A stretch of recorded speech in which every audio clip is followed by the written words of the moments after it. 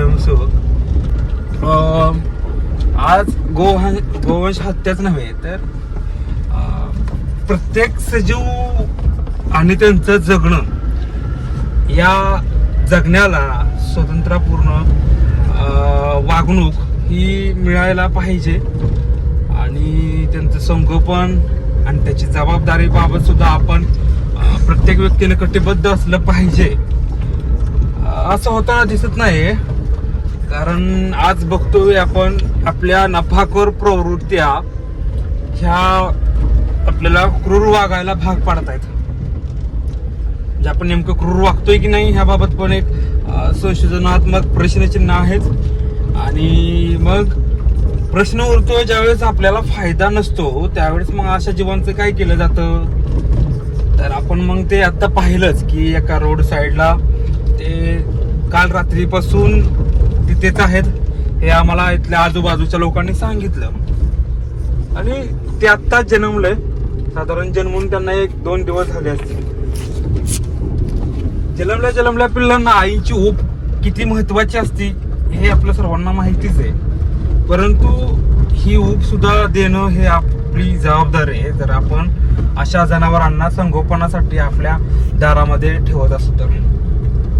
पण रात्री अपरात्री ते कुणी बघू नये म्हणून रात्रीच त्यांना अशा ठिकाणी सोडणं जिथं लोक नाही आहेत. तर मग थोडी कल्पना आपण केली पाहिजे की ज्या ठिकाणी लोक नाही आहेत तिथं ह्या मुक्यांना सोडणं म्हणजे पहिली गोष्ट आपल्यातल्या मनुष्यपणाला आपण सामोरं गेलो पाहिजे की किती विकसित झालोय आपण मनुष्यपणाने. दुसरी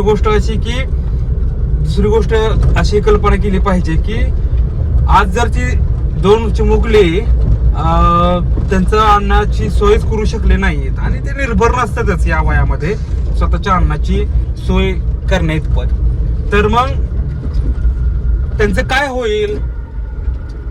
तर नक्कीच त्यांना निश्चितच मृत्यूला सामोरं जावं लागेल. आणि ही आपली जर भूमिका असेल की त्यांनी मृत्यूला सामोरं जावं तर त्याला कोणी बदलू शकत नाही. आणि बदलण्याचा माणसांना इथं आटोकाट प्रयत्न झालेले आहेत. अगदी संतांनी केलेले आहेत, महात्म्यांनी केलेले आहेत, बुद्धांनी केलेले आहेत. परंतु तरीही आज कुठेतरी आपण माणूस म्हणून स्वतःला तितकं विकसित करू शकलोय का हा सुद्धा एक प्रश्न आपल्या समोर उपस्थित राहतोय. ठीक आहे, काय हरकत नाही. जरी आपल्या सानिध्यात कोण जर ह्या चिमुकल्यांना सांभाळणारा व्यक्ती असेल, संगोपनाची जबाबदारी घेणारा व्यक्ती असेल, तरी त्या व्यक्तीने पुढे आलं तर फार चांगलं होईल. तोपर्यंत स्नेहबंध फाउंडेशन आपल्या कोंडभाऊच्या प्रकल्पावरती त्यांना तिथं व्यवस्थित ठेवेल, त्यांचं संगोपन करेल. धन्यवाद.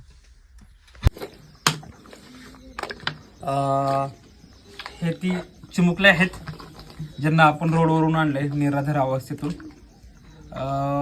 ते एक आहे परंतु त्याची अवस्था फार वाईट आहे, कारण जन्मल्या तो आईपासून फार लांब राहिलेला आहे.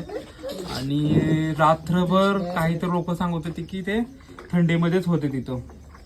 तर अशा पद्धतीने या जीवांना आधार देण्याचं काम स्नेहबंध फाउंडेशन करतंय. आणि ती फक्त स्नेहबंध फाउंडेशनची जबाबदारी नाही तर प्रत्येक माणसाची आहे की निराधार व्यक्तींना आपण आधार दिला पाहिजे, निराधार जीवांना आपण आधार दिला पाहिजे. आता आपण आपल्या निवारा प्रकल्पावरती जो निवारा प्रकल्प होणार आहे आणि त्यासाठी जी आपल्याला जमीन मिळालेली आहे कोंडभाऊमध्ये, तिथे ह्या 2 चिमुकल्यांना आणलेलं आहे. धन्यवाद.